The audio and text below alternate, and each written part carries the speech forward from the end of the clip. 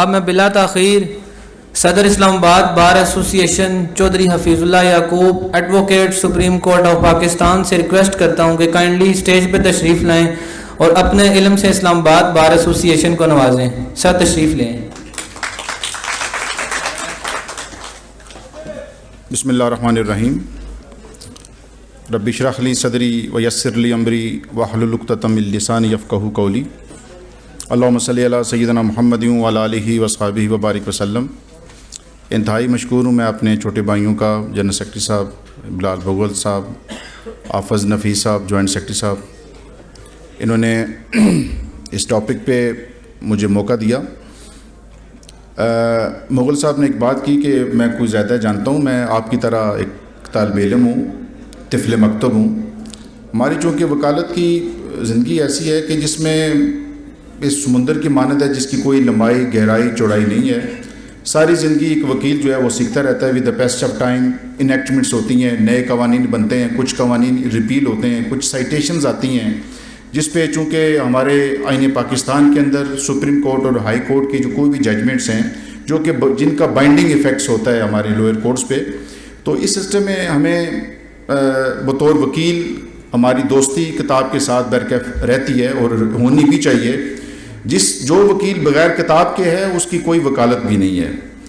مطالعہ کا جو علم ہے، مجھے ایک بروئی صاحب کا ایک بڑا مشہور قول ہے، ان سے کسی نے پوچھا کہ آپ بروئی صاحب آپ کی کامیابی کا راز کیا ہے؟ تو بروئی صاحب نے اپنے بہت ہی اختصار کے ساتھ انہوں نے کہا جی READ ریڈ ہے. میں پڑھتا ہوں اور یقین مانیے کہ جتنا علم آپ کتاب پڑھنے سے، سائٹیشنز پڑھنے سے آپ حاصل کرتے ہیں، اس طرح آپ کوئی ایسی پروپوزیشن اپنے سینئر سے یا کسی اپنے دوست یا ایسوسیٹ سے پوچھ کے وہ تشنیگی آپ کی حل نہیں ہوتی. اس لیے میں یہ سمجھتا ہوں کہ میں چونکہ میرا گزشتہ 13-14 سال سے درس و تدریس سے میں منسلک بھی ہوں. International Islamic university, Quaid Azam university میں جاتا ہوں، میں بطور وزٹنگ فیکلٹی ممبر بھی ہوں. اپنے طالب علموں کو بھی ایک ہی بات نصیحت کرتا ہوں کہ جب آپ آئیں پروفیشن کے اندر، اپنے اکیڈمکس ہو گیا، اس کے بعد آپ کی عملی زندگی جو ہے وہ سٹارٹ ہوتی ہے. اور اس عملی زندگی میں آپ نے صحیح معنوں میں آپ نے یہ ثابت کر کے دکھانا ہے کہ آپ جب پریکٹس میں آتے ہیں تو آپ اپنی یکسوئی، اپنی استقامت اور اپنی ثابت قدمی کے ساتھ اس پیشے کے اندر جائیں. اور آپ مسلسل آپ یہ محسوس کریں، شروع میں 1-2 سال فیل ہوتا ہے کہ کام نہیں ہے، بریف نہیں آ رہا، لیکن آپ وہ ٹائم ایسا ہوتا ہے کہ اس کو پارٹ اینڈ پارسل اکیڈمکس کا ہی بنا لیا جائے.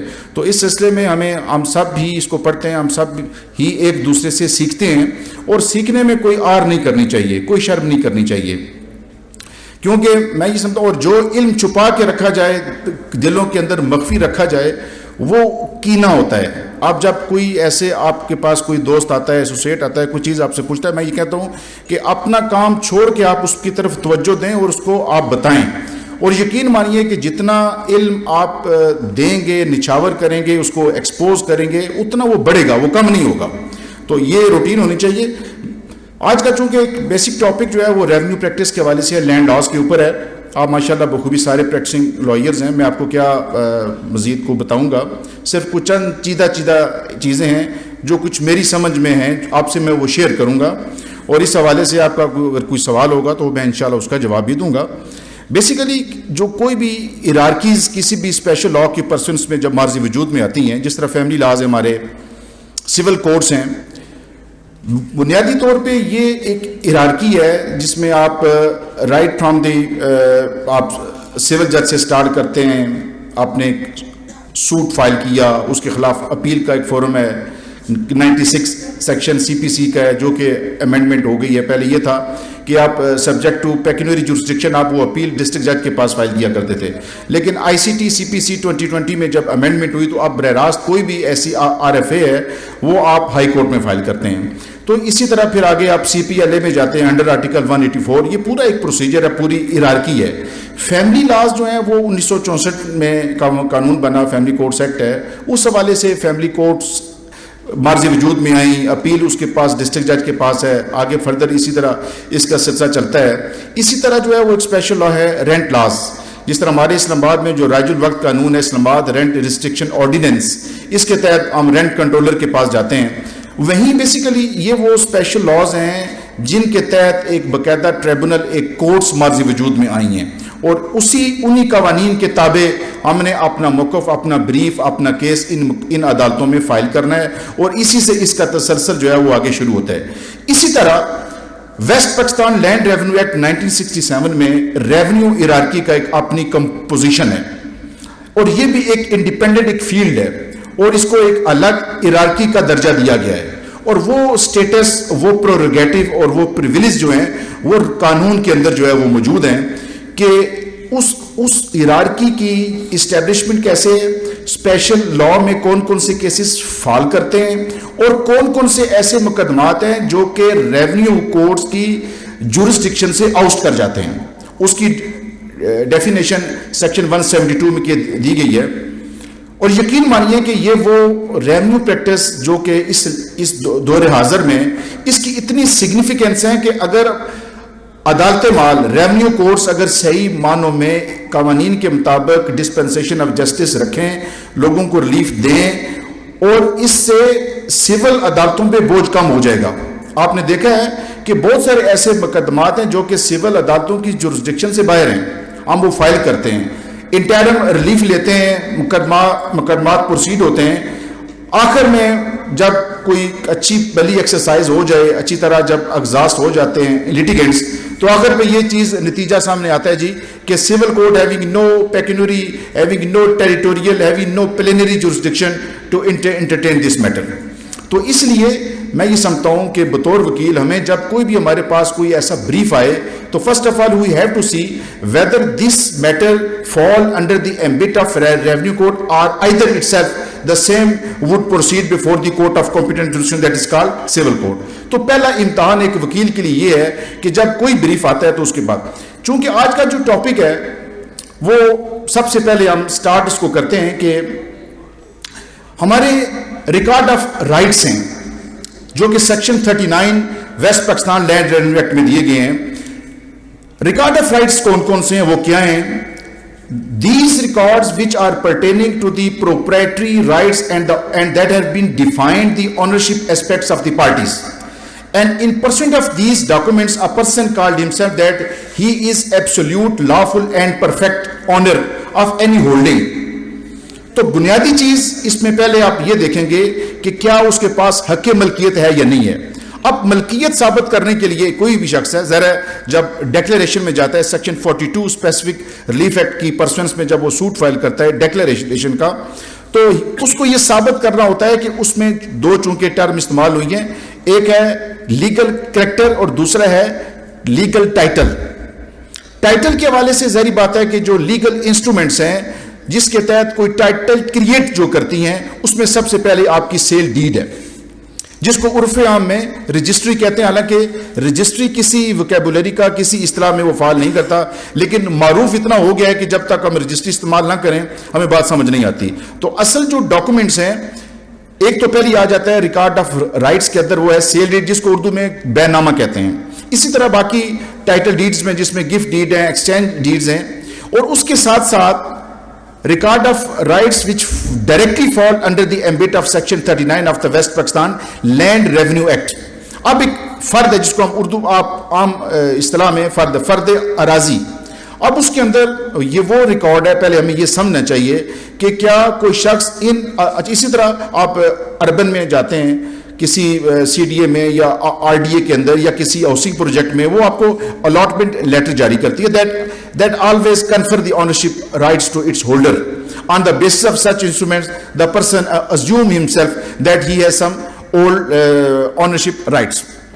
اب چونکہ سیکشن 39 کی بات ہو رہی ہے، ریونیو کا کام یقین مانے آپ اس پہ توجہ دیں. آپ کی اس وقت اسلام آباد کی جو ایسٹ ہے بالخصوص اور بالعموم جو اسلام آباد ویسٹ ایریا ہے کسی حد تک، چونکہ ویسٹ میں موسٹلی جو ہے وہ سیکٹورل ایریا فال کرتا ہے اسلام آباد کا، لیکن اسلام آباد ایسٹ جو ہے وہ ساری کے ساری آپ کی رورل ایریا پہ بیس کرتی ہے. اور آپ ہر دوسرا تیسرا کیس اٹھا لیں، آپ کو ریونیو انٹری سے گزرنا پڑے گا، آپ کو خسرہ گرداوری سے گزرنا پڑے گا، ریکارڈ آف رائٹس کیا ہیں، اسرٹین یا ڈٹرمن کیسے کریں گے کیا کوئی شخص مالک ہے یا نہیں ہے. تو اس میں سب سے پہلے آ جاتا ہے نقل رجسٹر حقداران زمین. ون بائی ون پڑھیں گے اس کا کہ اس کے مختلف کالمز ہیں، جس میں سب سے پہلے اوپر ٹاپ پہ نقل رجسٹر اقدار زمین، جو کہ اردو وربیٹم میں انگلش میں موجود نہیں ہے، اس میں جو 3 ٹرم استعمال ہوتی ہیں، کھیوٹ، کتونی اور خسرہ، موسٹ امپورٹنٹ ہے. اس کو ہم نے ڈسٹنگوش کرنا ہے اور یہ distinct in nature with each other. Khewat basically ایک ہولڈنگ ہے جو کہ ایک کمپوز کرتی ہے ایک مخصوص ریکوزٹ ویسنٹی، ایک مخصوص ایریا کو، کہ جس کے اندر مختلف جو مالکان ہیں جن کی ملکیت ہے اور جن کی آکوپیشن میں وہ پراپرٹی ہے، وہ ایک ہولڈنگ ہے، اور اس کی بائفرکیشن ہوتی ہے کہ کون کون سا حصہ کس کس کے قبضے میں ہے. اس کو پرٹین کرتی ہے khatauni. Khatauni mean the persons not only lawful owner but the same has been utilized and occupied by these person, that is called کتونی. اور کتونی بیسیکلی کلٹیویشن کو جو ہے وہ سگنیفائی کرتی ہے. اب یہ بھی ہے کہ ایک مالک زمین وہ ملکیت بھی رکھ سکتا ہے اور ساتھ اس کا قبضہ بھی اس کے پاس ہو سکتا ہے، اور بعض صورتوں میں ایسا بھی ہوتا ہے کہ ملکیت اس کی اپنی ہوتی ہے لیکن اس نے آگے یہ پراپرٹی کسی کو رینٹ پہ یا لیز پہ یا پٹا پہ دی ہوتی ہے، تو اس کاشتکار کا نام کتونی میں ظاہر ہوتا ہے. ٹھیک ہے، تو یہ بیسک ڈسٹنکشن ہے کہ کھیوٹ مین ایک particular holding of the area and the khatauni mean the persons who have been occupied in particular field, particular piece of land. یہ کتونی ہے. اب ہم نے یہ ڈیٹرمن کرنا ہے کہ کون سا کھیت، اس کا نام کیا ہے. اب ظاہر ہے ہم روزمرہ میں اب دیکھتے ہیں کہ ہم تمام زندہ افراد کے نام ہوتے ہیں، جگہوں کے نام ہوتے ہیں، mister A, mister B, mister C. اسی لائک وائز زمین کے جو ٹکڑے ان کے نام بھی ہیں ان کو کہتے ہیں خسرہ نمبر، سروے نمبر بھی ہم اس کو کہتے ہیں. تو یہ بنیادی آپ یہ فرق سمجھیں کہ کھیوٹ، کتونی اور خسرہ ان تینوں میں فرق ہے. اب سوال اگلا یہ ہے کہ جب ریکارڈ آف رائٹس اس کی ایکسپائری یا اس کو اپ ڈیٹ یا لیٹسٹ بنانے کا جو ریکوزٹ ٹائم ہے وہ کیا ہے، اس کو جو ہم پریڈیکل ریکارڈ بھی کہتے ہیں، ریکارڈ آف رائٹ، جس کو ہم اگر اردو میں اس کو اس طرح کو استعمال کروں تو رجسٹر اقداران زمین، جمع بندی، مثل میادی اور مثل حقیقت. مثل حقیقت چونکہ جب سیٹلمنٹ ہوتی ہے تو اس وقت وہ تیار ہوتی ہے، لیکن جب جمع بندی مثل میادی جو ہے وہ ہر 4 سال بعد حلقہ پٹواری ڈیوٹی باؤنڈ ہے کہ وہ اس کو مرتب کرے. اس پہ جتنی بھی ان 4 سالوں میں جتنی امینڈمنٹس ہوئی ہیں، مسٹر اے نے مسٹر بی کو دی، بی نے آگے سی کو دے دی، تو یہ کہ تمام کی تمام جو ٹرانزیکشنز ہیں اس کی ڈیوٹی ہے ریونیو اتھارٹیز کی کہ وہ ان کو انکارپوریٹ کرے اور اس کو لیٹسٹ جو بھی انٹریز ہیں اس کو درج کرے رجسٹر اقداران زمین کے اندر. یہ ان 4 سالوں میں جو کچھ ہوتا ہے وہ اس کو اپ ڈیٹ کرتا ہے. اس کو کہتے ہیں periodical record that have been prepared, maintain and the revenue lower revenue hierarchy are incumbent upon and duty bound to prepare and maintain the respective record of rights. اب اس کا پریمبل آپ پڑھیں West Pakistan land revenue act کا، اس کے اندر جب بھی کوئی بھی اسپیشل لا مارز وجود میں آتا ہے تو اس کے اپنے پرپسز، مقاصد ہوتے ہیں کہ کیوں کر یہ قانون بنا، اس کا مقصد کیا ہے اور اس کے اندر پریویلنگ سرکمسٹنس ایسے کیا تھے کہ یہ قانون بنا. تو اس میں لینڈ ریونیو ایکٹ کا جو پریمبل ہے اس میں جو پہلا ہے کہ maintenance and the making of record of rights. Record of rights کو مینٹین کرنا یا اس کو نئے سرے سے اس کو جدید شکل میں لانا، یہ اس کا جو ریکوزٹ ٹائم ہے وہ 4 سال کا ہے کہ وہ تیار ہوتا ہے. اب اس کے بعد جب 4 سالوں میں کوئی بھی ایسی ٹرانزیکشن ہوتی ہیں تو اس کا مطلب یہ ہوا کہ جب مسٹر اے نے بی کو دیا اور بی نے آگے مختلف لوگوں کو دے دیا تو اس کا مطلب یہ ہوا کہ اب جو آکوپیشن کرائٹیریا ہے وہ تبدیل ہو گیا. اب اس کے اندر الٹریشن بھی ہو گئی. پہلے یہ تھا کہ کچھ مالکان تھے 3 لوگ، اب 3 کی جگہ 10 ہو گئے ہیں. تو آبویسلی جب پٹواری اس کو اپ ڈیٹ کرے گا تو اس پہ جو خطونیز ہیں یعنی کہ دیکھا یہ جائے گا کہ اب ایک ٹکڑا ہے زمین کا، آپ اس کے اندر بہت سارے مالکان ہو گئے ہیں یا آگے مزید اس کو حصے میں تقسیم کر دیا گیا ہے. تو یہ 4 سال بعد کھیوٹ اور کھتونی آبویسلی تبدیل ہو جاتی ہیں، لیکن خسرہ نمبر کبھی بھی تبدیل نہیں ہوتا. یہ بات یاد رکھیے، نوٹ کیجئے گا. بلکہ جب آپ اپنی پلیڈنگ تیار کرتے ہیں، کوئی بھی آپ پلین تیار کرتے ہیں تو کھیوٹ کھتونی ہوتی ہے for the time being just in order to signify and incorporate the nomenclature and the particulars of that area. لیکن یہ کنفرم نہیں ہوتا آپ، لیکن خسرہ جو ہے وہ اپنی جگہ پہ برکیف موجود رہتا ہے. تو اس لیے جب آپ پلیڈنگ کرتے ہیں تو کھیوٹ تو نہیں، اگر نہ بھی لکھیں تو اس سے کوئی فرق نہیں پڑتا، لیکن خسرہ نمبر جو ہے وہ مینشن کرنا بہت ہی ضروری ہے، کمپلسری ہے۔ اچھا، اس کے ساتھ ایک تو اس کے 2 کالمز ہیں، name of owners and the name of cultivators, occupants اس میں کون کون سے ہیں۔ تو مالک خود بھی ہو سکتا ہے، ایک تو ملکیت ہے، اس میں کوئی شک نہیں ہے، بڑا ایزی ہے، اور دوسرا حصہ ہوتا ہے کلٹیویشن کا۔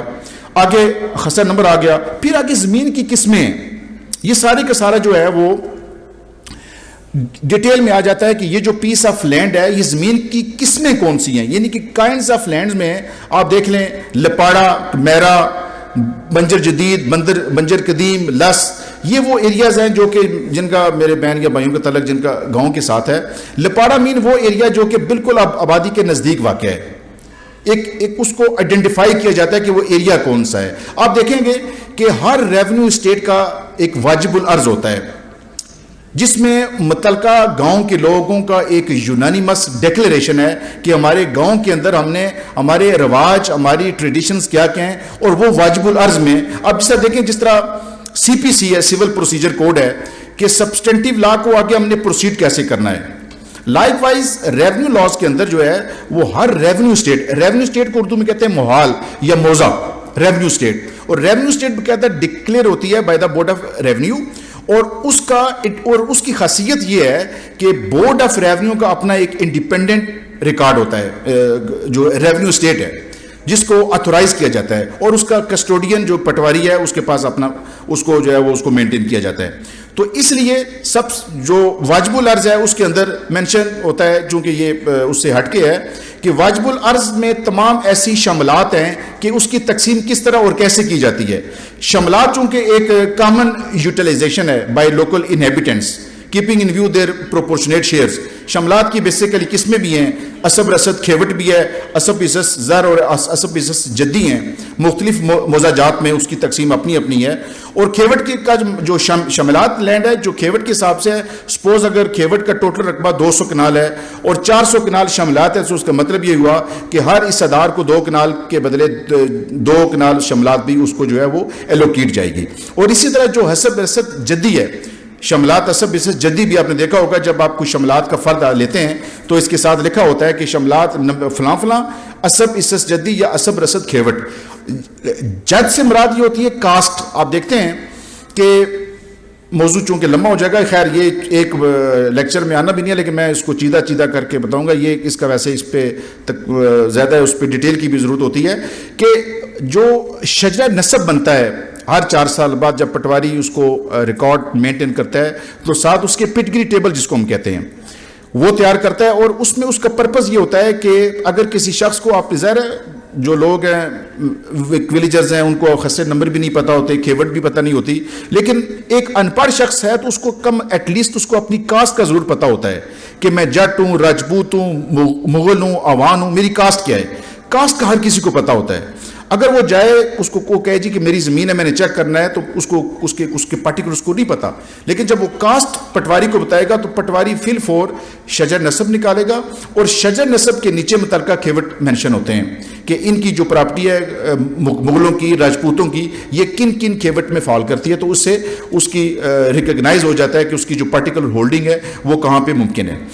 ٹھیک ہے، اب جو جدی ہے اس لحاظ سے اب اگر گاؤں کے لوگوں نے ایک یونانیمس ڈکلیئر کر دیا جی کہ راجپوتوں کو 1 کنال کے بدلے جو ہے وہ 5 مرلے شاملات ملے گی، ایک ان کا ایک میچول ان کی کنسنٹ ہے جو کہ 1856 سے یہ سلسلہ چلا آ رہا ہے، اور اسی واجب الارض کو ہم آگے پروسیڈ کرتے ہیں۔ ایٹ دی ایو آف اینی انکنسسٹنسی اور dispute arising between the local inhabitants, the term, the conditions stipulated into واجب الارض that would be taken into consideration in order to rectify and in order to adjudicate such controversies and matters۔ اب اس کے علاوہ آگے جو جگہ زمین کی جو قسم ہے ایک میرا بھی ہے جو کہ آبادی سے ذرا ہٹ کے ہوتی ہے۔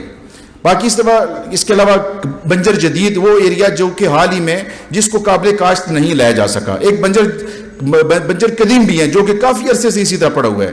تو یہ ساری کی ساری جو کلاسیفیکیشنز ہیں، اب اس کا پرپز کیا ہے؟ زمین کی قسم کا مینشن کرنا ریکارڈ کے اندر اس وجہ سے ضروری ہے تاکہ ریونیو کی کلیکشن ممکن ہو سکے۔ اب جو ریونیو کی جو اسیسمنٹ ہے سیکشن 55 لینڈ ریونیو ایکٹ کے اندر کہ ریونیو کی کلیکشن پہلے اس کی اسیسمنٹ ہوتی ہے کہ کس ایریاز کا. ظاہری بات ہے کہ ہمارے یہ جو قانون ہے لینڈ ریونیو ایکٹ کا, اس میں ریکارڈ آف رائٹس یا پارٹیشن یا ڈیمارکیشن سے زیادہ ریونیو کی کلیکشن کے حوالے سے ہے کہ اس کی کلیکشن کیا ہے, اور اگر کوئی شخص دانستہ طور پہ اگر وہ نہیں دیتا تو اس سے ریکوری کیسے کی جاتی ہے. بیسیکلی یہ اس سے یہ پرٹین بھی کرتا ہے. تو اس وجہ سے just in order to assess the area for the purpose to collect the revenue, زمین کی جو قسم ہے وہ ڈیٹرمن ہوتی ہے. ظاہر ہے ایک ایریا جو کہ بالکل جس میں کوئی کاشت نہیں ہوتی, کوئی کلٹیویشن نہیں ہوتی, تو وہ اسیسمنٹ سے باہر آئے گا, اس پہ کسی قسم کا کوئی ریونیو جو ہے وہ کلیکشن نہیں کی جائے گی. اسی طرح آگے شیئرز جو ہے وہ اچھا. پھر آگے وسائل آپاشی, سورس آف اریگیشن کیا ہے. کیا آپ دیکھیں ہمارے پوٹھوار کا جو ایریا ہے وہ بارانی ہے, بارش پہ فصلیں ہماری ہوتی ہیں.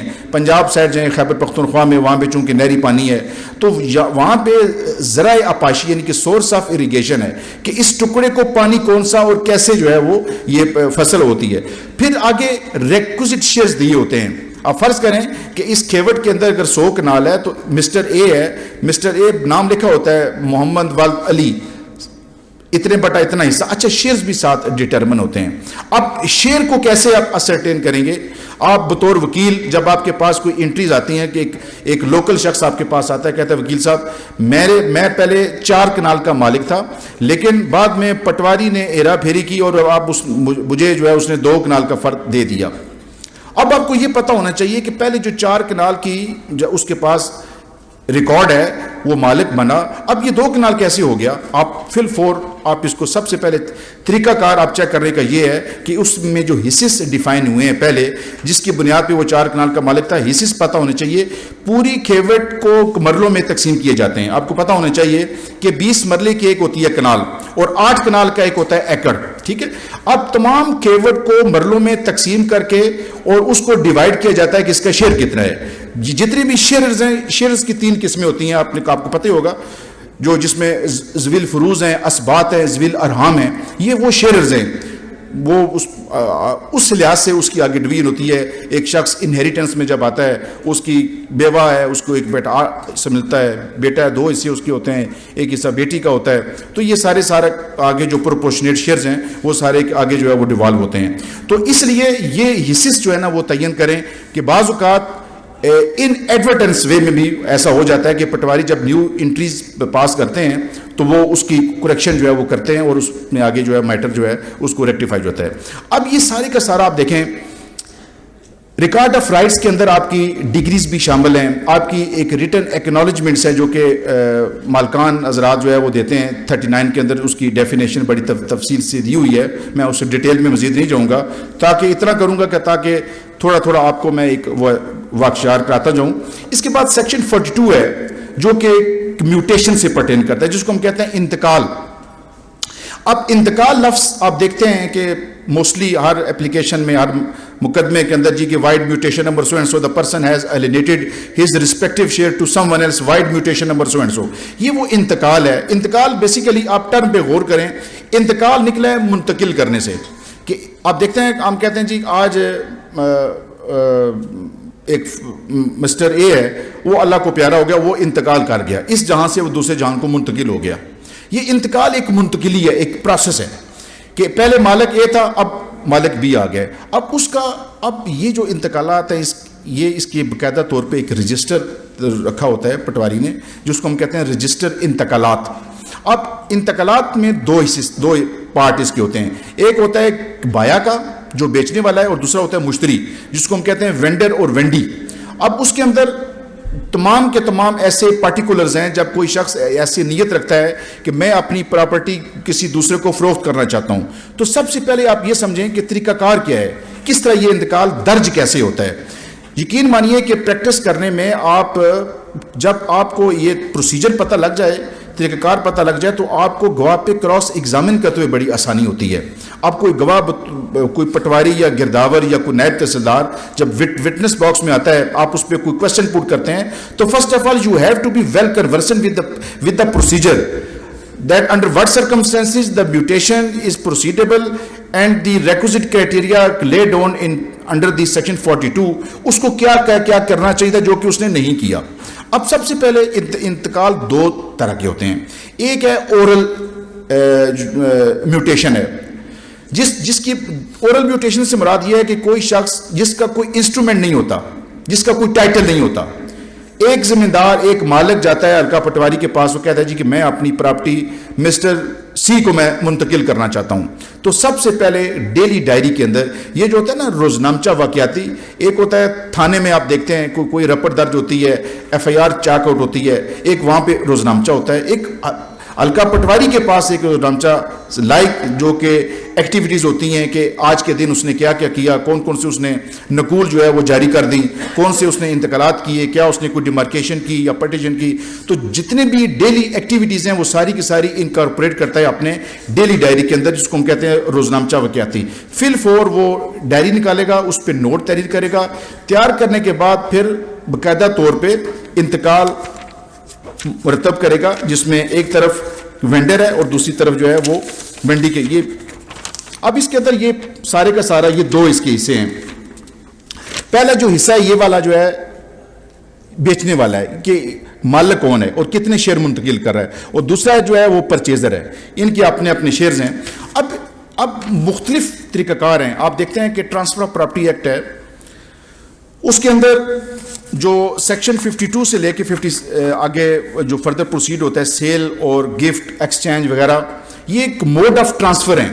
انتقال صرف کوئی سیل کا ہی نہیں ہوتا, بلکہ کوئی ایسی property by the virtue of inheritance, by the virtue of exchange, gift, what ever, وہ کوئی بھی ایسا طریقہ کار ہے, کوئی بھی ایسا موڈ ہے جس کے ذریعے ایک پراپرٹی دوسرے شخص کو منتقل ہوتی ہے, تو وہ لازماً جو ہے وہ انتقال کی صورت میں ہوتی ہے. اور باقاعدہ طور پہ یہ مینشن کیا جاتا ہے کہ یہ انتقال نمبر فلاں فلاں, یہ بیع ہے, تبادلہ ہے یا ہبہ ہے, جو بھی ہے اس کی باقاعدہ وضاحت ہوتی ہے.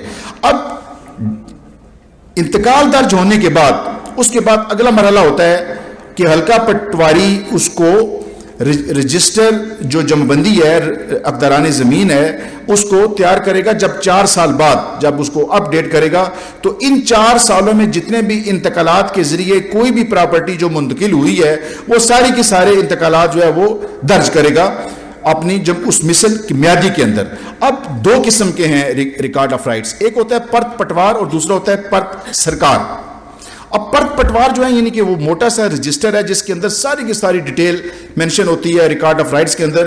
اب جب وہ 4 سال بعد ریکارڈ پریپیئر کرتا ہے تو وہ ایک بالکل ڈیٹو کاپی اس کی تیار کرتا ہے, ایک اپنے پاس رکھتا ہے اور دوسری جو ہے وہ بھیج دیتا ہے دفتر قانون گو. باقاعدہ جو ایک اسٹیٹ میں کسی بھی تحصیل میں جائیں, ڈسٹرکٹ کے اندر جائیں, وہ ایسا نہ ہو کہ ایک ٹرانسپیرنسی قائم کرنے کے لیے تاکہ لوگوں کی جو رائٹس ہیں ان کو پریزرو کیا جائے, تاکہ ایسا نہ ہو کہ کوئی کسی ایک ہی غلطی سے کوئی انٹریز غلط پاس نہ ہو جائیں, یا کوئی شخص کسی کی پراپرٹی کو آگے فردر کو ڈسپوز آف نہ کر دے, یا کوئی ایسے کوئی فراڈولنٹ نوشنز نہ ہوں. تو اس کو شفاف بنانے کے لیے, اس کو لیگلائز کرنے کے لیے انہوں نے ایک دوسرا بالکل ڈیٹو کاپی رکھی ہوتی ہے پرت سرکار, جو کہ تحصیل کے اندر موجود ہوتا ہے. اب اس پہ کیس لا بھی ہے 2010 YLR 5, جس کے اندر یہ ڈیفائن بھی ہوا کہ کوئی شخص اگر کوئی پراپرٹی اپنی سیل کرتا ہے then there is no need at all to get the copy from the حلقہ پٹواری, جس کو ہم فرد بیع کہتے ہیں. ہمارے چونکہ اسلام آباد کے اندر یہ چیز بہت ہی معروف ہے کہ کوئی بھی شخص جب پراپرٹی سیل کرتا ہے تو سب سے پہلے پٹواری کے پاس جائے گا جی کہ مجھے فرد بیع چاہیے, کہ میں یہ پراپرٹی فرد بیع یعنی کہ بیع مین بیچنا, مجھے وہ کاپی چاہیے. تو اس کے لیے جو اس کو چکر لگانے پڑتے ہیں یا جو وہ خوار ہوتا ہے, اس کے جو اس وقت انہوں نے رشوت رکھی ہے, خیر اس پہ میں نہیں جاتا, بہت کچھ خواری ہوتی ہے, لیکن یہ طریقہ کار نہیں ہے. یہ وہ پریکٹس ہے جو کہ جس کا قانون کے ساتھ کوئی تعلق واسطہ نہیں ہے.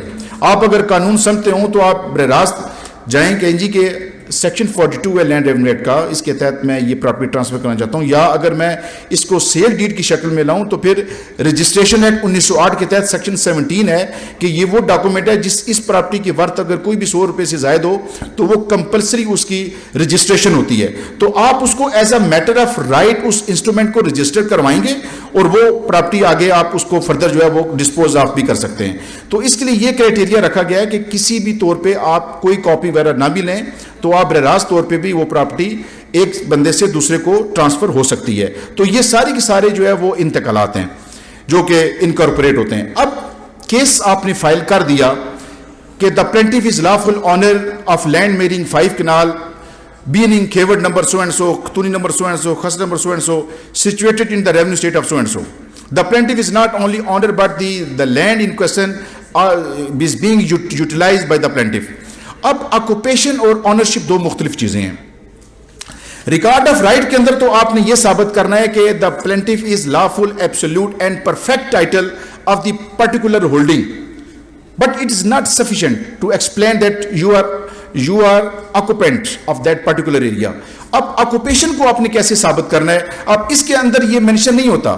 ریکارڈ آف رائٹس کے اندر صرف آپ کی سگنیفائی جو چیز کرتی ہے وہ آپ کی ملکیت ہے, لیکن جب آپ نے قبضہ ثابت کرنا ہے تو اس کے لیے خسرہ گرداوری ہے جو کہ سال میں 2 دفعہ ہوتی ہے, ایک فصل ربی اور دوسری فصل خریف کے موقع پہ ہوتی ہے. اور اس میں یہ ہوتا ہے کہ پٹواری ڈیوٹی باؤنڈ ہے کہ وہ سپاٹ انسپیکشن کرے, قبضے کی نیچر اور جو قابض شخص ہے اس کا نومنکلیچر, اس کے جو پارٹیکولرز ہیں وہ اس کے اندر مینشن کرے خسرہ گرداوری کے اندر. یہ اس کے لیے لازم ہے. ویسے پریکٹیکلی آج کل یہ ہو رہا ہے کہ ادھر ہی آفیسز کے اندر ہی انٹریز ہو جاتی ہے, جی پچھلے سال فلاں قابض تھا, اوبیسلی اب وہی شخص ہوگا. تو لہٰذا یہ چیز غلط ہے. جب آپ کو کوئی آکوپیشن کا اگر کوئی ڈسپیوٹ ہو جائے, آپ دیکھیں جب آپ ڈیکلیریشن کا سوٹ فائل کرتے ہیں آپ پوزیشن نہیں مانگتے ہیں تو آرڈر 2 رول 2 کی جو مین جو بیریئر ہے وہ آپ کے آ جائے گا کہ ڈیکلیریشن وداؤٹ پوزیشن. آپ آرڈر 2 رول 2 میں جاتے ہیں کہ آپ نے وہ ریلیف ہی چھوڑ دیا اور آپ نے قبضہ آپ کے پاس ہے نہیں ہے تو آپ کو ڈیکلیریشن کی ڈگری نہیں ملے گی. تو آکوپیشن کو ثابت کرنے کے لیے آپ نے اپنے موکل کو یہ بات کہنی ہے کہ جاؤ حلقہ پٹواری کے پاس اور وہاں پہ جاؤ, جا کے دیکھو کہ خسرہ گرداوری میں آپ کا قبضہ بھی ہے یا نہیں ہے. اگر آپ کا قبضہ نہیں ہے تو فل فور اپلیکیشن دو ریونیو آفیسر کو تاکہ آپ کا پوزیشن انکارپوریٹ کر دے ریکارڈ آف رائٹس کے اندر. اب ڈیفینڈنٹ پیش ہوتا ہے, وہ کہتا ہے جی کہ یہ مالک تو ہے لیکن قابض میں ہوں, میری حصہ ہے, یہ خانگی ٹھولہ بندی یا خانگی تقسیم کے تحت یہ پراپرٹی مجھے ملی, تو موقف اس کا درست ہوگا, آپ کا نہیں ہوگا, چاہے آپ کا قبضہ ہو. بے شک آپ 75 کے دیں اپلیکیشن کہ جی لوکل کمیشن اپوائنٹ کریں, آرڈر 26 آپ نے سی پی سی کے جس کے تحت ہم کرتے ہیں, لیکن جو ایک سبسٹینشیل ڈاکومنٹ ہے, جو ایک ایسا انسٹرومنٹ ہے جس میں آپ اپنا قبضہ ثابت کریں اور وہ آپ کی خسرہ گرداوری ہے جس کو ہم اوور لک کرتے ہیں. تو اس لیے جب آپ سوٹ فائل کرتے ہیں تو اپنے ملکیت کے ساتھ ساتھ قبضے کو اسرٹین کریں.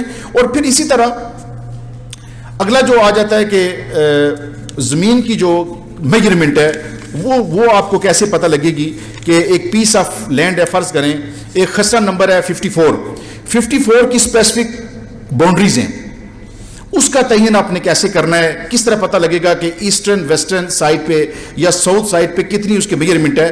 تو ریکارڈ آف رائٹس کے اندر جو ہے وہ فٹوں میں نہیں ہوتا, وہ بلکہ کرم کے اندر دیا جاتا ہے. 5.5 از اکول ٹو 1 کرم. آپ 2 قدم جب لگاتے ہیں تو وہ کرم ہے. گاؤں کے لوگ آپ نے دیکھا ہوگا کہ جب کوئی زمین کی میجر کرتے ہیں تو وہ اس کو باقاعدہ اس کی میجر نہیں کرتے بلکہ وہ قدم کے ساتھ اس کو جو ہے وہ اس کی پیمائش کر لیتے ہیں. تو یہ ایک طریقہ کار جو ایک رائج الوقت ہے وہ ہوتا ہے, ایک ٹینٹیٹیو اسیسمنٹ قائم کی جاتی ہے. لیکن at the ebb of any dispute with regard to the boundaries اب between the co-sharers, relief کیا ہے, ہم کیسے مانگتے ہیں. آپ دیکھیں جس طرح زمینیں کافی مہنگی ہو گئی ہیں, ذرا سا بھی کسی نے کسی حصے کو اگر انکروچ کر دیا تو فل فور لوگ آ جائیں گے, suit for declaration permanent action court سے اسٹے لے لیں گے جی کہ میرے حصے میں مداخلت کرتا ہے. لیکن ہم نے کبھی یہ خیال کیا کہ ہم سارے کا سارا کام جو ہے وہ سول کورٹ میں لے کے آ رہے ہیں. ہم نے کبھی سیکشن 117 نہیں پڑھا, ہم نے کبھی role 67A land revenue rules 1968 نہیں پڑھے. اور یقین مانیے کہ اگر یہ قانون آپ سیکھ لیں, اگر آپ سمجھ لیں, خیر پتہ تو ماشاءاللہ آپ سب کو ہے, لیکن تھوڑا سا ظاہر ہمارا اس کے ساتھ اتنا وہ نہیں ہوتا, ربط نہیں ہوتا, اتنا اس سے ہم ویل کنورسنٹ نہیں ہوتے. کہ میری طرح بہت سارے ایسے لوگ ہیں جن کی دوستی کتاب کے ساتھ نہیں ہے, بس ہم زیادہ تر اسی طرح ہی کام وقتی طور پہ آیا چلا لیا کر لیا.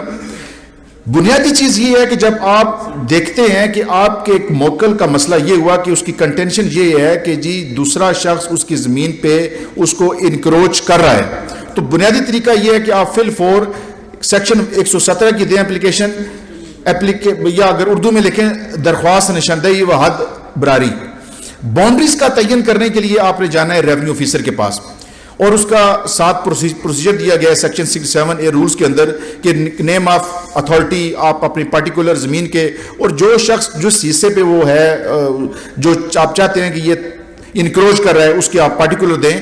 تو ڈیمارکیشن میں اگر یہ چیز سامنے آ جائے کہ یہ فلاں حصہ جو ہے وہ انلیگل انکروچ ہو چکا ہے, تو رول 67B کے تحت ریونیو آفیسر کے پاس یہ پاور ہے کہ وہ ود فورس इलीगल ऑक्यूपेंट को डिस्पोजेस कर दे वहां पे। उसके लिए सूट फॉर पोजेशन की जरूरत नहीं होती, उसके लिए इतना अरसा आप जाएंगे, एविडेंस रिकॉर्ड करवाएंगे, क्रॉस एग्जामिन फेस करेंगे, फिर एक सिविल डिग्री आएगी, फिर ये पता लगेगा जी कि ये सेक्शन 172 के तहत ये सूट जो है वो बाहर है, ये रेवेन्यू अथॉरिटीज के पास है। तो इसलिए आप जब कोई डिमार्केशन करते हैं तो डिमार्केशन का बड़ा सिंपल सा प्रोसीजर है कि आप वहां पे एप्लीकेशन दें तो आपकी बाउंड्री जो है वो डिफाइन हो जाती हैं।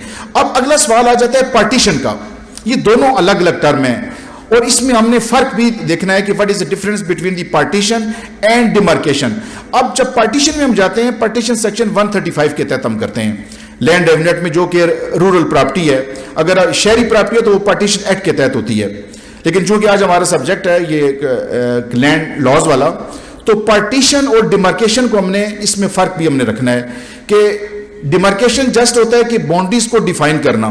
कोई एक बाउंड्री दूसरी बाउंड्री में मर्ज हो गई, एक दूसरे शख्स ने उसको इनक्रोच कर लिया। लेकिन जब ज्वाइंट होल्डिंग में अगर किसी शख्स की 5 कनाल की मलकियत है, काबज वो हो सकता है 2 कनाल का हो, तो बाकी जो 3 कनाल उसके पास नहीं है, तो ये असरटेन करना नामुमकिन और मुश्किल होता है कि बाकी जो 3 कनाल की अराजी है वो किस किस के कब्जे में है। अब ये जब हम एक टर्म इस्तेमाल करते हैं बाय मीट्स एंड बाउंड, ये पार्टीशन की जाए, को शेयर में आप जाते हैं, अक्सर जब आप सूट फाइल करते हैं तो इस पर बेशुमार केस लाज आ जाते हैं जी कि को शेयर की रेमेडी जो है वो डेक्लेरेशन की नहीं है बल्कि वो पार्टीशन की है। तो पार्टीशन के लिए आपने अपना तरीकाकार ये वजह करना होता है जी कि आपने एक ज्वाइंट होल्डिंग है और मैं आउट ऑफ पोजेशन हूं, उसके लिए पोजेशन होना भी जरूरी नहीं है। सेक्शन 135 की पर्सनस में आप जाते हैं, आप प्रॉपर्टी के मालिक हैं या आपके पास डिग्री है या रिटन एक्नॉलेजमेंट है, तो आप उसमें पार्टीशन भी करवा सकते हैं। 136 के अंदर एग्जेम्पशंस दी गई हैं कि कोई ऐसी ग्रेजिंग लैंड है या ऐसी कॉमन यूटिलाइजेशंस हैं, रूट्स हैं, नदी हैं, नाले हैं, ये और इसी तरह कब्रिस्तान है, ये नाकाबिले तकसीम है। और 135A में जो कि इस वक्त पंजाब गवर्नमेंट ने उसको इंसर्ट किया कि 135 में आपने मोस्टली देखा होगा कि दही एरिया में अक्सर जो है वो बेटियों और बहनों को विरासत का में हिस्सा नहीं दिया जाता अनफॉर्चुनेटली। तो उस चीज को कैटर करने के लिए सेक्शन 135A रखी गई कि जब कोई भी ऐसा प्रोस्पोसिटस जिसकी डेथ होती है तो उसके वारसान को जरूरत नहीं है कि वो जाके पटवारी के पास जाएं और वहां एप्लीकेशन मूव करें जी हमें पार्टीशन चाहिए, बल्कि ड्यूटी बाउंड है रेवेन्यू अथॉरिटीज के खुद इसको जाके उनसे राब्ता करें कि अगर तो आपने प्राइवेट पार्टीशन में आप मुतमिन हैं या अगर आपने पार्टीशन कर लिया है तो फिर वो बताएं ताकि उसको लीगल इंस्ट्रूमेंट का हिस्सा दिया जाए, अगर नहीं तो वो डिमार्केशन जो पार्टीशन है वो करें। 135 और 135A में बुनियादी फर्क ये है कि 135A की जो जनरल प्रोविजंस हैं उसमें आमतौर पे कोई शख्स भी as a matter of right वो एप्लीकेशन दे सकता है, एप्लीकेशन देने के बाद पार्टीशन शुरू होगी। लेकिन 135A में जब लीगल हेयर्स आएंगे, वारसान शामिल होंगे, तो वो उनको एप्लीकेशन देने की जरूरत नहीं है बल्कि रेवेन्यू अथॉरिटीज खुद उसकी पार्टीशन जो है वो मुमकिन बनाएंगे। अब इसमें आ जाता है बात सवाल, ये चीजें आ जाती हैं कि जिस तरह सिविल सूट आपका होता है यहाँ पे बिल्कुल पार्टीशन की प्रोसीडिंग उस तरह नहीं होती, कोई एविडेंस नहीं होती। हाँ अलबत्ता सेक्शन 141 एक वाहिद सेक्शन है लैंड रेवेन्यू एक्ट में कि जब टाइटल डिस्प्यूट हो जाए, वैसे तो ये है ना कि टाइटल डिस्प्यूट की शक्ल में सेक्शन 53 है लैंड रेवेन्यू एक्ट का कि कोई भी टाइटल या किसी इंट्रीज ऐसी पास हो गई जिसके तहत कोई शख्स मालिक है वो मलकियत से महरूम हो गया, तो फिल 4 वो 42 में जाता है डिक्लेरेशन में। लेकिन 141 इस चीज को कैटर करता है कि जब बिलखसूस ये बात याद रखें कि पार्टीशन की प्रोसीडिंग के दौरान अगर कोई भी ऐसा हिस्सादार जिसने आके ये उज़र लिया, एतराज लिया कि साइल इतना मालिक ही नहीं है या साइल ने ये प्रॉपर्टी डिस्पोज ऑफ कर दी है या साइल के पास 5 कनाल का वो दावेदार है लेकिन उसके पास 2 कनाल है, तो इस कंट्रोवर्सी को रिजॉल्व करने के लिए रेवेन्यू ऑफिसर सिविल कोर्ट की पावर भी एक्सरसाइज करके टाइटल डिस्प्यूट भी डिसाइड कर सकता है। वैसे आम तौर पे टाइटल का जो मामला होता है वो सिविल कोर्ट की डोमेन में आता है। सेक्शन 9 जो सीपीसी का हम पढ़ते हैं कि जो सिविल कोर्ट की जो अल्टीमेट जुरिस्डिक्शन है वो फाल उसमें करती है। 42 स्पेसिफिक रिलीफ एक्ट का बड़ा इस पे क्लियर है। लेकिन वाहिद पार्टीशन की प्रोसीडिंग है जहां पे अगर टाइटल डिस्प्यूट आ जाए तो रेवेन्यू ऑफिसर सिविल कोर्ट की पावर अज्यूम करते हुए पार्टीशन जो है वो करवा सकता है। अब इसी तरह जब पार्टीशन, अब पार्टीशन का तरीकाकार क्या है, उसके लिए नक्शा अलिफ नक्शा बे आपने सुना होगा कि जब वो बनाते हैं टोटल उसकी होल्डिंग तय करते हैं जी कि इस पूरी खेवट में कितने हिस्सेदार हैं और किस किस का कितना शेयर है। یہ الف اور بے میں باقاعدہ اس کو ڈیفائن ہوتا ہے. اب اس کے بعد کیا ہوتا ہے کہ پٹواری اور گرداور اور ریب تحصیلدار موقع پہ جاتے ہیں, اس کو میئر کرتے ہیں. اب فرض کریں ایک یہ حال ہے, یہ آپ ایک میں مثال دیتا ہوں, یہ 5 کنال پہ مشتمل ہے. اب 5 کنال میں جو اپلیکینٹ ہے اس کا حصہ جو ہے وہ 1 کنال بنتا ہے. تو اب 1 کنال ڈٹرمن کرنے کے لیے وہ کیسے کریں گے جی؟ ظاہر ہے زمین پہ کسی کا نام تو نہیں لکھا ہوتا نا, باقی آپ جاتے ہیں شہروں کی پراپرٹی کی صورتحال تو ڈیفرنٹ ہے, یہاں پہ تو گلی نمبر ہے, مکان نمبر ہے, نشان ہوتا ہے. لیکن جب آپ ایک سکیٹڈ لینڈ ہے گاؤں کی, اور اس میں اگر کوئی شخص یہ چاہتا ہے کہ میں اپنا حصہ سیپریٹ کرواؤں, بائی میٹس اینڈ باؤنڈ, میرا الگ ہو جائے شیئر, تو اس کو اسرٹین کرنے کے لیے پوری کی پوری پراپرٹی کو میئر کیا جاتا ہے. اور پھر یہ دیکھا جاتا ہے کہ پوٹینشیل پارٹ اس پراپرٹی کا کون سا ہے. اب دیکھیں بعض جگہ ایسی بھی ہوتی ہیں جو کہ بالکل رستے کے اوپر واقع ہوتی ہیں. اب رستے کی جگہ اگر ایک حصے دار کو دے دی جائے اور باقی جو 4 حصے دار ہیں ان کو رستے سے دور کر دیا جائے, تو اس کا مطلب یہ ہوا کہ وہ اپنی پراپرٹی کو اس کو یوٹیلائز کرنے میں ناکام رہیں گے, کیونکہ ان کے پاس ایکسیس ہی نہیں ہے. تو موقع کی جو ارینجمنٹس ہیں اس کا اس طرح کرتے ہیں کہ تاکہ رستے میں تمام کی تمام لوگ جو ہے وہ اس میں شامل ہو جائیں اور تمام کو ایکسیس بھی مل جائے. ایسا نہ ہو کہ پارٹیشن کی صورت میں ایک حصہ دار کو بیٹر پورشن مل جائے اور باقی جو عام جو بیکار جگہ ہے وہ کسی اور کو دے دیا جائے. تو یہ طریقہ کار ہوتا ہے, موقع پہ اسپاٹ انسپیکشن ہوتی ہے, اور موقع پہ جو ایک انسٹرومنٹ تیار ہوتا ہے جس کو ہم کہتے ہیں نقشہ جیم. نقشہ جیم مرتب ہو کے باقاعدہ طور پہ جب سبمٹ ہوتا ہے تو باقاعدہ طور پہ اس کے بعد ایک instrument of partition in pursuant of section 145 of the land revenue act وہ ریونیو آفیسر جاری کرتا ہے. جس طرح آپ سول سوٹ میں جاتے ہیں تو سول سوٹ میں دعویٰ ایویڈنس ریکارڈ کرنے کے بعد کورٹ ایک ڈگری پاس کرتی ہے, لیکن پارٹیشن میں ڈگری نہیں ہوتی. پارٹیشن میں جب پارٹیشن اختتام ہوتی ہے اور ونس فار آل جب اکمپلش ہو جاتی ہے تو انسٹرومنٹ آف پارٹیشن جس کو کہتے ہیں کہ ججمنٹ ہے یہ ریونیو آفیسر کی, اب انسٹرومنٹ کی صورت میں اس کو ایک ڈکلیئر کر دیا جاتا ہے کہ آپ کا یہ فلاں فلاں حصہ ہے. اب اس کے بعد 146 اور 147 بھی ہیں کہ اب اس کا قبضہ کیسے ملا جائے, تو وہ یہ کہ سارے کا سارا اس میں جو ہے وہ پروسیجر اس میں فال کرتا ہے. تو یہ بیسیکلی یہ 2 چیزیں تھیں جو کہ اکثر ہم لوگ اس کو مکس کرتے ہیں, ڈیمارکیشن کو اور پارٹیشن کو. دوبارہ میں اس کو میں آپ کے سامنے میں رکھتا ہوں کہ ڈیمارکیشن جس کو ہم کہتے ہیں یہ بڑا ایک لمیٹڈ سبجیکٹ ہے, جس کے اندر صرف آپ نے یہ ثابت کرنا ہے جی کہ میں اس پراپرٹی کا مالک ہوں, لیکن میرے حصہ دار نے فلاں سائٹ پہ میرے حصے کو انکروچ کر لیا. اب ناجائز تجاوزات نہ دہندگان کو وہاں سے ڈسپوزیس کرنے کے لیے حد براری ہوتی ہے, لمٹس ہے, وہاں پہ اریکشن ہوتی ہے, نشان اس کے مارکس لگتے ہیں, اور جو پارٹیشن ہے وہ بالکل جو ہے وہ سے الگ تھلگ ہے. اسی طرح آگے سیکشن 172 آ جاتا ہے, 161 سے لے کے 164 تک آپ پڑھا ہوگا اپیل, ریویو اور ریویژن کے حوالے سے ہے. اب سی پی سی میں بھی الگ طریقہ کار ہے, کیونکہ ریونیو کورٹس میں باقاعدہ جس طرح میں نے پہلے عرض کیا کہ ریونیو کورٹس کی جو کمپوزیشن ہے, اس کی جو اسٹیبلشمنٹ ہے وہ بالکل انڈیپینڈنٹ ہے. ان کی اپنی عدالتیں ہیں, ہر کیس کی باقاعدہ ٹائم فریم مینشن ہے. اب دیکھیں سیکشن 162 کے اندر اپیل کا ٹائم دیا گیا ہے کہ اسسٹنٹ کلیکٹر گریڈ 1, اب جو ہیرارکی ہے وہ بھی آپ کو پتہ ہونی چاہیے, اسسٹنٹ کلیکٹر گریڈ 1, گریڈ 2, اس کے بعد پھر ریونیو آفیسر, اس کے بعد ڈسٹرکٹ کلیکٹر, ڈسٹرکٹ کلیکٹر کے بعد کمشنر, اور کمشنر جو ہوتا ہے وہ ڈویژن کی سطح پہ ہوتا ہے. اور بورڈ آف ریونیو پورے صوبے کی ایک ریگولیٹری ایک اتھارٹی ہے کہ جس نے سارے کا سارا جو ریونیو فنکشنز ہے اس کو ایڈمنسٹر کرنا ہے, جو with the pace of time آپ دیکھتے ہیں جو اپنا مختلف نوٹیفیکیشنز کے ذریعے سارے کے سارے انکارپوریٹ ہوتے ہیں, وہ بورڈ آف ریونیو کرتی ہے. ان کے تبادلے, ٹرانسفر وغیرہ وٹ ایور ان کی ریکروٹمنٹس ہیں, اور سارے کے سارا جو پروسیجر ہے وہ اس میں فال کرتا ہے.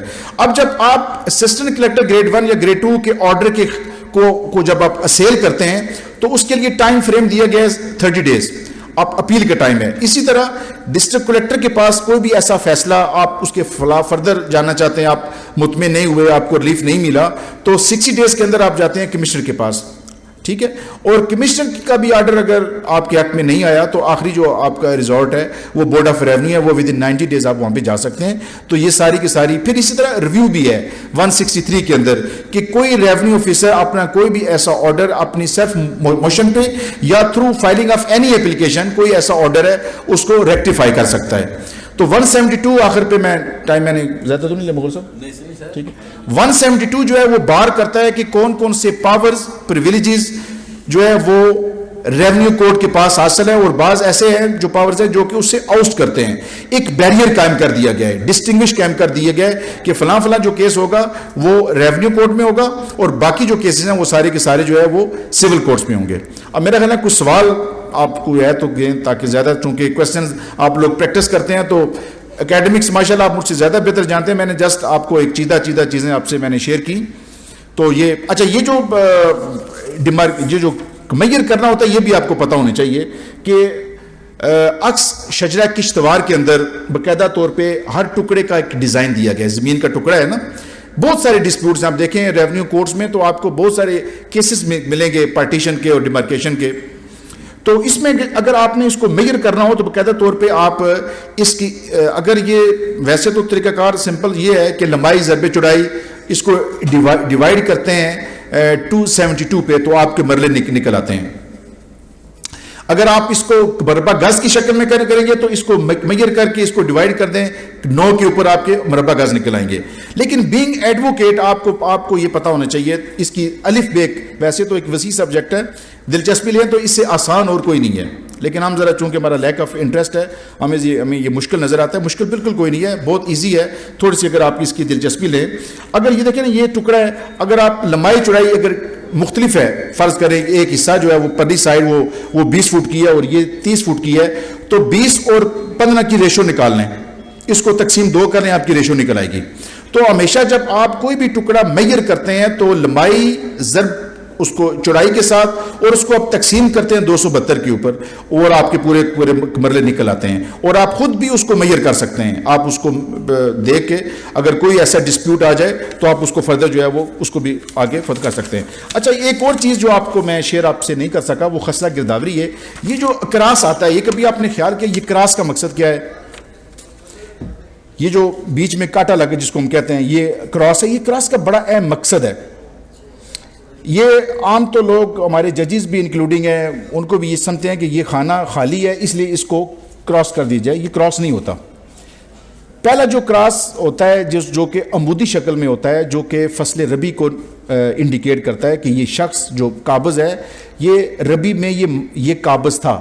اگر یہی شخص خریف کے موقع پہ بھی قابض ہوا تو اس کو ایز اٹ از کر دیا جاتا ہے کہ یہ شخص پورے سال میں جو 2 فصلیں ہوئی ہیں, کراپس ہوئی ہیں, دونوں میں یہ شخص جو ہے وہ قابض رہا ہے. اب اگر تبدیلی کاشت آ جائے, کوئی شخص ظاہر ہے اس نے اپنا حصہ بیچ دیا, اکثر آپ دیکھتے ہیں جی کہ ایک اسٹیمپ پیپر آتا ہے اقرار نامہ بابت ترک قبضہ, یعنی کہ ایک شخص اپنے قبضے سے دستبردار ہو رہا ہے. یعنی کہ ملکیت سے دستبردار ہونا تو ہوتا ہے نا by virtue of some transaction, انتقال جس کو ہم کہتے ہیں, جس کے تحت ایک شخص اپنی ہولڈنگ اپنی آنرشپ کو دوسرے کے حق میں منتقل کرتا ہے. وہ تو ہوتا ہے نا by virtue of any mode of transfer. دوسری ہوتی ہے mode the with regard to the transfer of occupation from one person to someone else. ٹھیک ہے, وہ اس کی انکارپوریشن یہاں پہ ہوتی ہے گرداوری کے اندر. ریکارڈ ہے بیسیکلی یہ ڈاکومنٹڈ چیزیں ہیں کہ قابض شخص جس نے ایک زمین پہ جس کا قبضہ ہے اس نے اپنے قبضے سے وہ دستبردار ہوتا ہے, اب اس کے آگے وہ آ جائے. لیکن اس طرح کی انکنسسٹنسی کی صورت میں اگر یہ ڈسپیوٹ پیدا ہو جائے تو خصلہ گرداوری اس کی ایویڈنشری ویلیو ہے, آپ اس سے نگیٹ نہیں کر سکے. ایک شخص جو کہ ایک وربل اورل دعوے دار ہے کہ میں اس پراپرٹی پہ مالک ہوں, لیکن اس کے جو مد مقابل ہے وہ یہ کہتا ہے کہ نہیں یہ مالک نہیں بلکہ مالک میں ہوں, تو written instrument that would be taken into consideration by all means by the presiding officer of the court. تو یہ بیسک یہ فرق ہے کہ گرداوری کو آپ سمجھیں. اب گرداوری سے ہرگز مراد نہیں ہوتی کہ یہ شخص اس پراپرٹی کا مالک ہے. گرداوری ہمیشہ انڈیکیٹ کرتی ہے آکوپیشن اور آپ کے پوزیشن کے ساتھ, جبکہ آپ کا جو ریکارڈ آف رائٹس ہے وہ آپ کی ملکیت کو ہی شو کرتا ہے. تو اس لیے یہ سارے کے سارے جو ڈاکومنٹس ہیں یہ اس کی ملکیت میں, اور انتقال محض انتقال جو جس کو میوٹیشن ہے, میوٹیشن کے اوپر بہت ساری ایسی پلیتھورا آف ججمنٹس ہیں کہ mutation never ever confer the ownership rights. That mean that the mutation is being made just physical purpose, کہ پتہ یہ لگ جائے میوٹیشن میں کہ پہلے مسٹر اے مالک تھا, اب اس نے اپنی ہولڈنگ بی کو ٹرانسفر کر دی, اب آئندہ کے بعد اس کا جو ریونیو ہے وہ بی سے کلیکٹ کیا جائے گا, اے اس سے دستبردار ہو گیا. تو یہ بیسک جو ہے وہ ڈیفرنس ہے. اب صورت بعض ایسی آ جاتی ہیں کہ 2 اشخاص ہیں, ایک کہتے ہیں جی کہ I am lawful owner by the virtue of some sale deed title deed, دوسرا کہتا ہے کہ I am lawful owner vide mutation number so and so. اب دونوں کی انکنسسٹنسی یا ڈسپیوٹ آ جائے تو اس کا مطلب یہ ہوا دونوں دعوے دار ہیں. اب ٹائٹل ڈیڈ سگنیفائی کرتا ہے آپ کے سیل ڈیڈ کے ساتھ, کیونکہ پریزمپشن آف ٹروتھ اٹیچ ہے آپ کے سیل ڈیڈ کے ساتھ, میوٹیشن کے ساتھ نہیں ہے. میوٹیشن کا لا یہ ہے کہ اگر میوٹیشن کا کوئی بھی میوٹیشن کی پرسنس میں کوئی ایسا دعوے دار شخص جو یہ کلیم کرتا ہے کہ میں اس انتقال کی بنیاد پہ مالک ہوں, تو اونس اس پہ آتا ہے, اس کو اسٹیبلش کرنا ہوتا ہے, اس کو جو سیل ہوئی ہے وہ بتانی پڑتی ہے. کہ اب دیکھیں بیسک فرق یہ ہے کہ انتقال کے اندر یہ نہیں لکھا جاتا کہ کس نے کوئی آفر کی, کس نے ایکسیپٹنس کی ہے, قبضہ لیا نہیں لیا, یہ سمپل ایک ٹرانسفر ہے. جبکہ ٹائٹل ڈیڈ کے اندر یہ باقاعدہ ساری کی ساری انکارپوریشن ہوتی ہے. Section 52 transfer of property act آپ نے پڑھا ہوگا کہ سیل کیسے کمپلیٹ ہوتی ہے. پروپوزل ایکسیپٹنس تو ہو گئی, قبضہ آپ نے منتقل کر دیا, اس کے ساتھ کیا سیل کنسیڈریشن بھی پے ہوئی ہے یا نہیں. سیل کنسیڈریشن اگر نہیں ہے تو اس کا مطلب ہے کہ یہ سیل نامکمل ہے, یہ فاسد ہے, سیل مکمل نہیں ہے. تو اس وجہ سے جو ٹائٹل ڈیڈ ہے اس کی حقانیت ہے اور اس کو پریزمپشن آف ٹروتھ اٹیچ ہے. آپ کا بہت شکریہ جی. یہ ایک اور کبھی انشاءاللہ موقع ملا تو میری یہ خواہش تھی, میں نے سیکرٹری صاحب سے یہ ریکویسٹ کی تھی کہ پروجیکٹر منگوا کے باقاعدہ طور پہ ہم پریکٹیکلی جب ایک میتھمیٹیکلی ہم اس پہ جائیں گے, زمین کو میئر بھی کریں گے اور کسی شخص کا حصہ نکالنا ہے وہ کریں گے. پھر جو وارثان ہیں, وارثان یہ بڑا سمجھتے ہیں. سورہ نساء کے اندر وارثان کی قسمیں بتائی گئی ہیں, جیسا میں نے پہلے عرض کیا, ذوی الفروض, اسباط, ذوی الارحام. یہ بڑا ایک وسیع سبجیکٹ ہے, اور جس شخص کو وراثت کا علم آ گیا, آپ سمجھے, یقین مانیے کہ یہ حدیث بھی ہے کہ اس نے شرعی طور پہ اس نے 50% یعنی کہ آدھا شریعت کا علم اس نے حاصل کر لیا. یعنی کہ جس کو وراثت کا علم آ گیا اس کو شریعت کا آدھا علم آ گیا. تو اس لیے یہ بہت ہی اہم ہے. ہمارے سیشن کیسز میں بے شمار یہاں پہ آتے ہیں. کئی دفعہ میرے پاس کئی لوگوں نے آیا جی کہ یہاں ہمیں اسے نکال دیں. مشکل کو نہیں ہوتا اگر آپ تھوڑی سی توجہ دیں, تھوڑا سا آپ سورہ نساء اگر آپ پڑھ لیں اس کے آخری حصے, تو ہر وارث کا حصہ جو ہے وہ ڈٹرمن ہوتا ہے. اور اگر کسی وارث کو دانستہ طور پہ اس کو وراثت سے محروم کر دیا جائے تو یہ بھی جو ہے وہ گناہ میں شامل ہوتا ہے. تو ظاہر ہے ہماری یہ چیزیں ساری پڑھنے کی ہیں اور ہمیں اس پہ توجہ دینی چاہیے. سوال اگر کسی میرے بھائی دوست کا ہے تو وہ ضرور.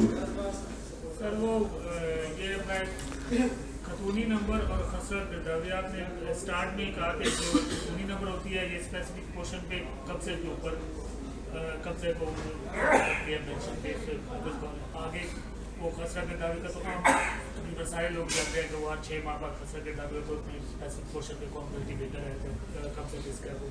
تو وہ یہ ذرا کلیئر کر دیں خطونی نمبر اور خسرہ گردابی جو ہے ان میں فرق ہے. خطونی بیسیکلی جیسا میں نے پہلے عرض کیا نا, خطونی بیسک ایک چیز ایک ایکسپیکٹ کو سگنیفائی کرتی ہے, the name, the status of the person who assume himself that he is occupied some portion. ایک قابض شخص ہے, وہ دعوے دار ہے, وہ کہتا ہے جی کہ اس ایریے پہ میں قابض ہوں.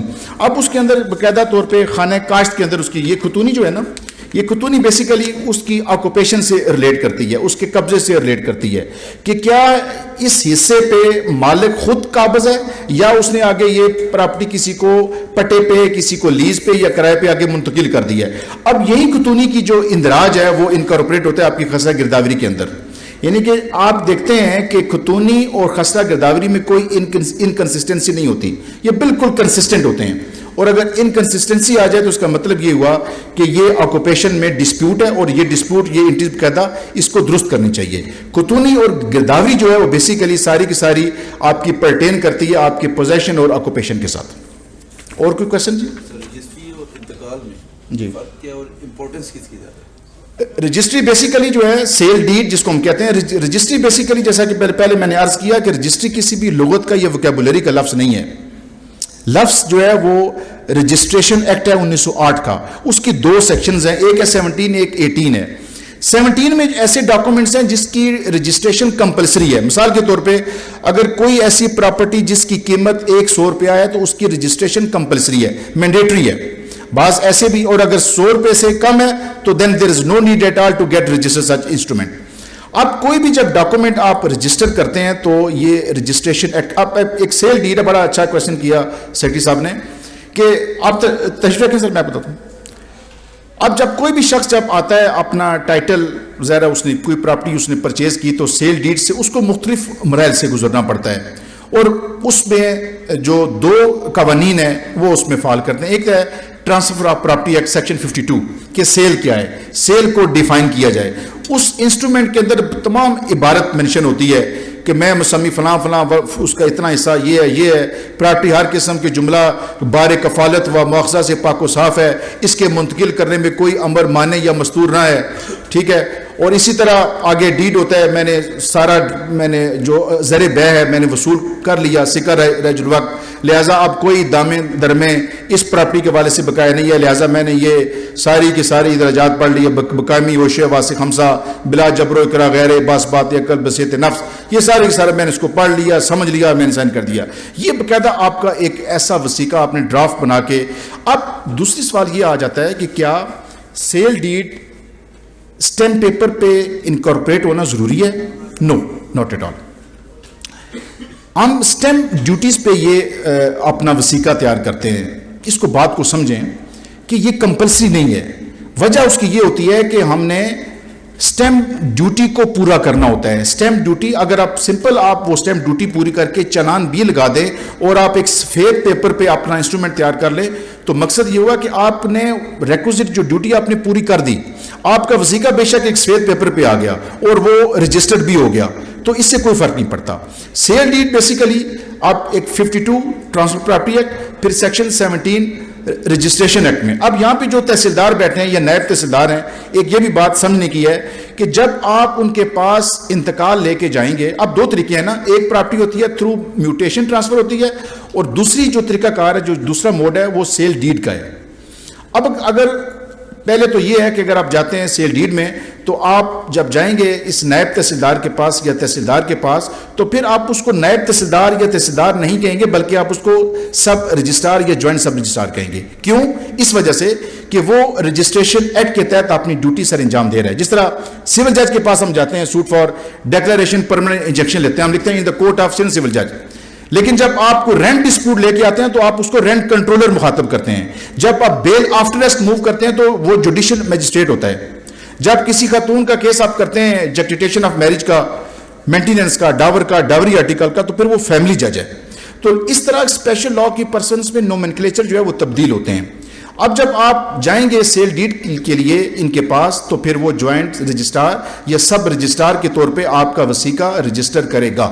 یہ ہے سیل ڈیڈ. اور دوسرا طریقہ ہے جس طرح سیکرٹری صاحب نے سوال کیا, وہ ہے آپ انتقال کی صورت میں جائیں, یعنی کہ آپ سیل ڈیڈ نہیں کرواتے, آپ سمجھتے ہیں جی چھوڑیں, ہم جاتے ہیں پٹواری کے پاس, پٹواری صاحب کہیں جی کہ میری 5 کنال کی پراپرٹی ہے, میں فلاں شخص کو منتقل کرنا چاہتا ہوں, تو روزنامچہ واقعاتی کے اندر وہ انٹری کرے گا, رجسٹر انتقالات کے اندر اس کی انکارپوریشن کرے گا, اور وہ انتقالات رجسٹر انتقالات جو ہے وہ نائب تحصیلدار یا تحصیلدار جو ریونیو آفیسر ہے اس کے پاس لے کے جائیں گے, اور وہ دیکھیں گے جی کہ اس کو آئیڈینٹیفائی کون کر رہا ہے. یہ جو 2 گواہ ہوتے ہیں یہ بھی کوئی رواجی یا رسمی نہیں ہوتے.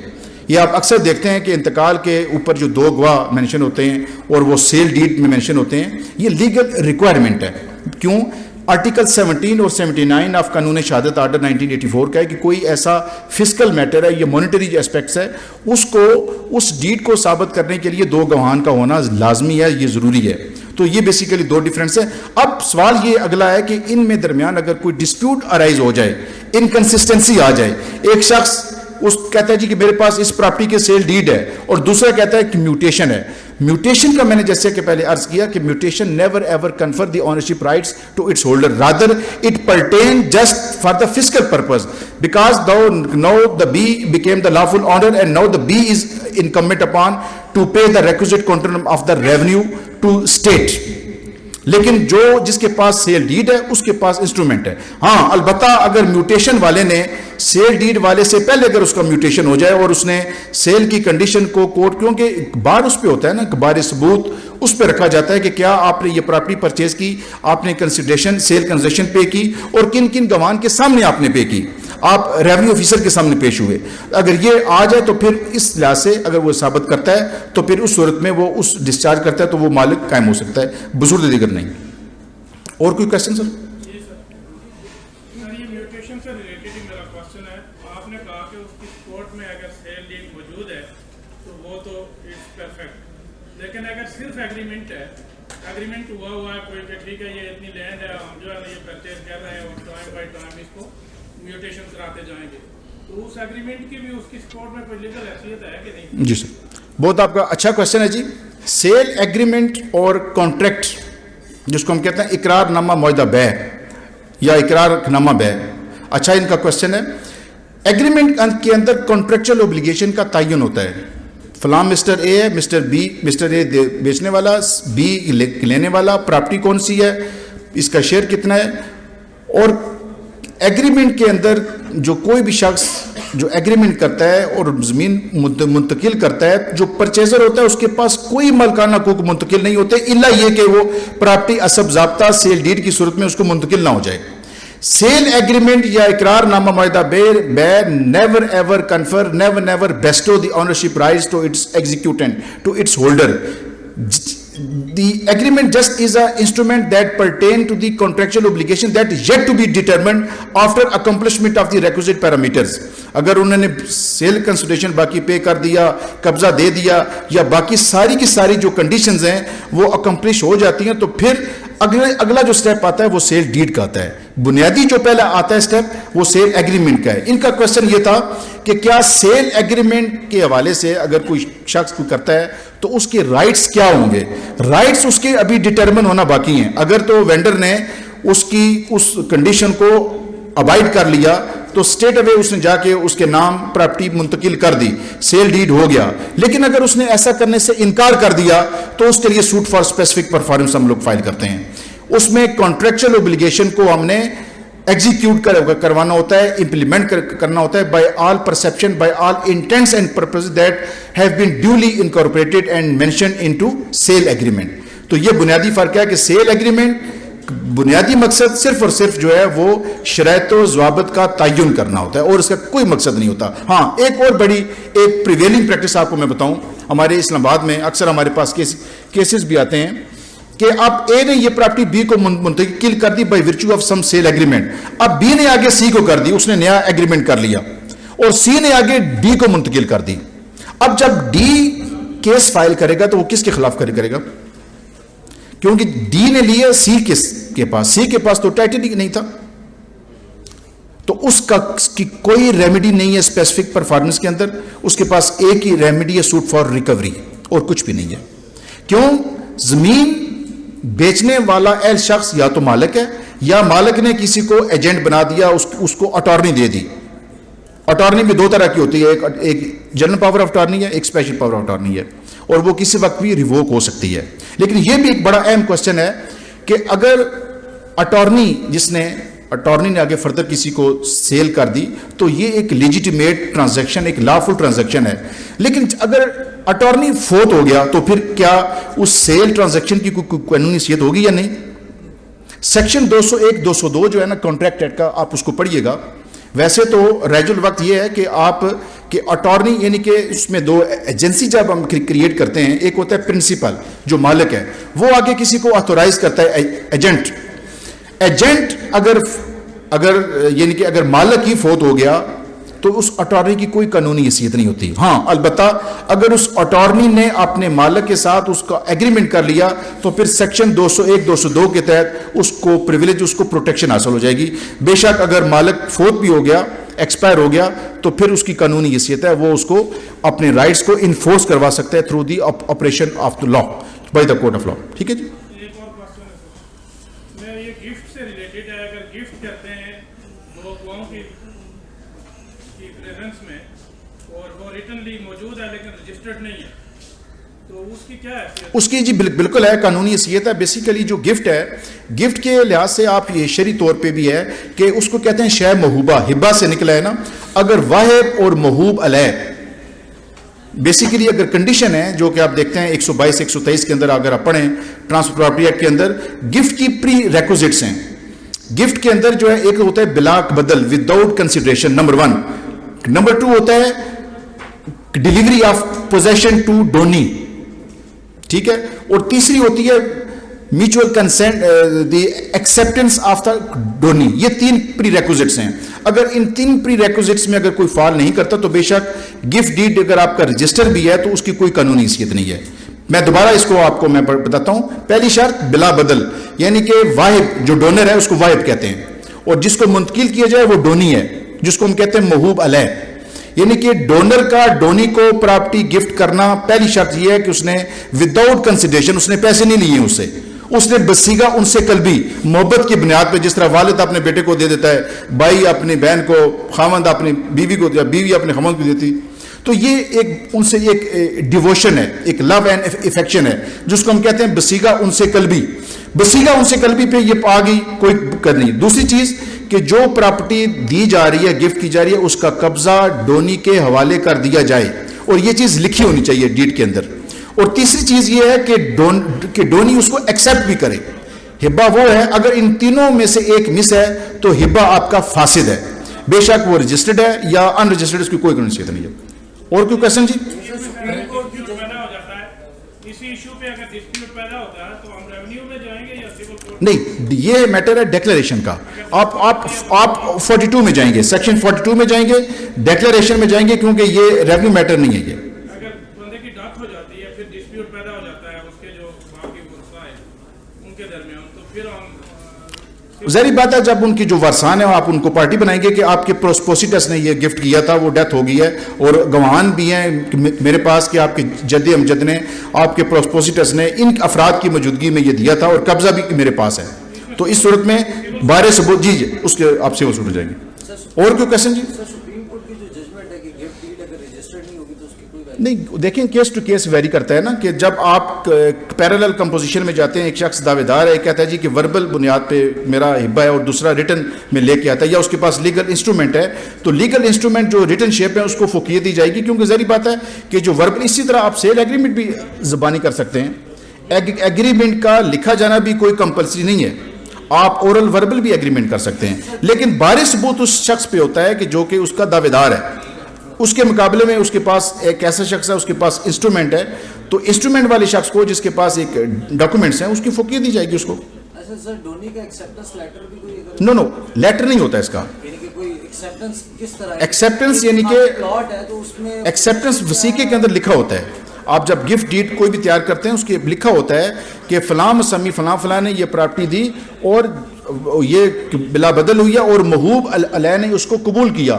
قبولیت کا بیسیکلی اسپیسیفائی ہوتا ہے اس کے اندر، آپ خود لکھتا ہے، اور اس کی میں اس کے سگنیچر ہوتے ہیں. تینوں یعنی کہ چار بندوں کی جی اسی طرح، جی ڈونر اور دو تمام اسی طرح. بہت شکریہ جی، تھینک یو ویری مچ.